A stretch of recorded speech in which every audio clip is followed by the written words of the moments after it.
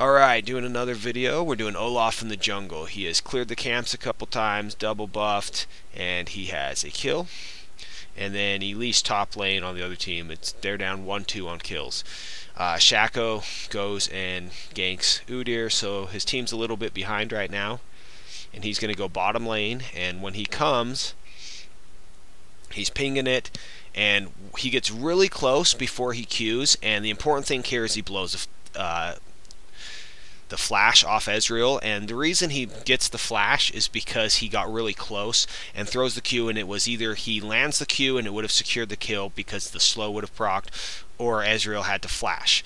And so that's important to know that you throw it in the path you're going when you play Olaf, so that you can pick it up and reduce the cooldown on it, and that you can make people use flash to dodge it. So that you're either going to land it or dodge it by getting very close and getting it in the path you want to be throwing it.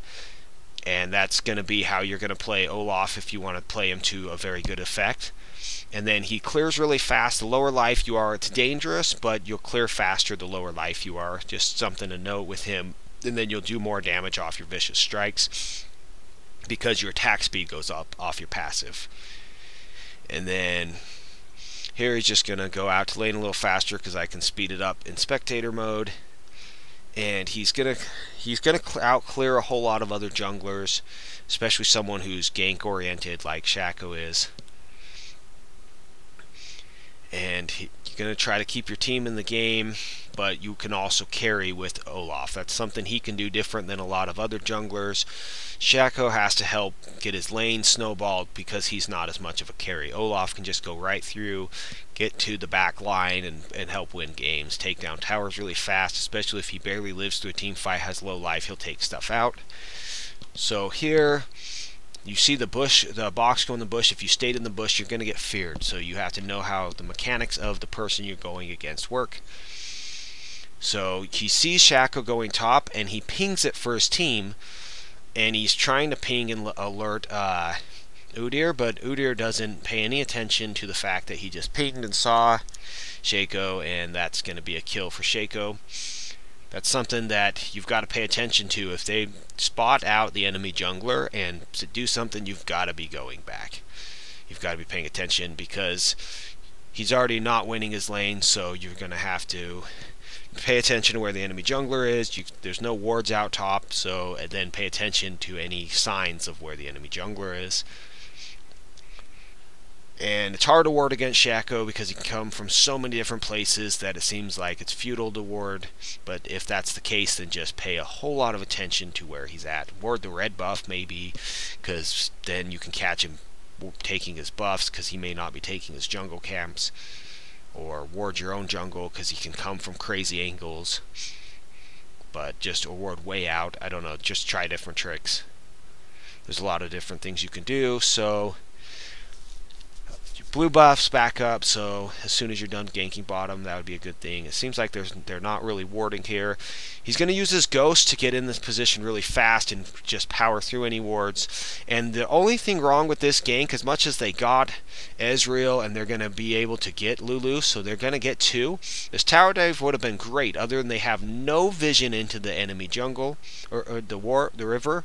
So as Shaco comes and he gets away, they have no vision that Rumble and Shaco were coming, and then with the flash from Rumble, Olaf goes down, and Graves went down, and Tarek goes down, so everybody's basically going to die for that. And had they had wards in the river before he came, they would have known not to go after Lulu.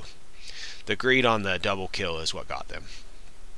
And with proper wards, any wards out in that river, they would have been good. Their whole team has no wards, and that's pretty much what's costing them right there. And that would be the fault of the entire team.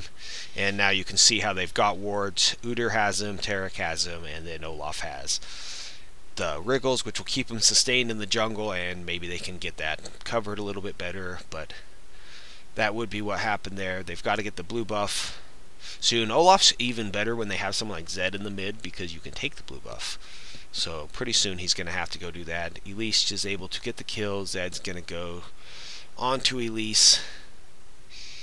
And Elise is able to escape and flash. He did force the flash with his Q here.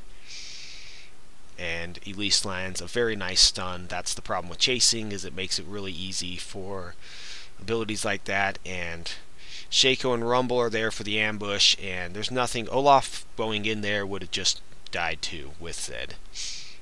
And here he's just going to make sure they're not going to come steal his blue buff after the kill, and they didn't want to chase in. If knowing what Shaco can do, he can't come in. Olaf could just leave the area. They could possibly take his blue from him for coming in here, but they're not going to be able to kill Olaf because he would just escape. It might have been, but if Udyr would have come or something, they might have been able to win that fight and get the kill back for capturing Zed, because Elise was in no condition to fight. So would have just been a 2v2, but you can escape from Shaco if you see him coming. His trick is to come in unseen and plant a box behind your escape path. Coming straight through on Shaco is easy to escape from, so that's kind of why they didn't come, and Rumble doesn't have that many pursuit tools. So you can see how Olaf's doing here. He's keeping up with the enemy jungler. He needs to help his lanes catch up a little bit here. And he was behind very early. They started off a little slow. Zed's getting his farm down pretty good. And Elise is just really having a good time top. It does help to have a gank, a high gank pressure with Shaco there. Olaf has been helping on bottom. They just got that really nice counter gank off of Olaf's gank down bottom. And Zed's doing a great job farming this game and keeping himself in it, but Rumble's counter pressure and farming is done really well. And you can just see how Olaf just stays strong and he can deal with Shaco and he'll scale a little better. And that's kind of why you would take an Olaf against a Shaco, is even with the early pressure that Shaco does, Olaf will outscale him later.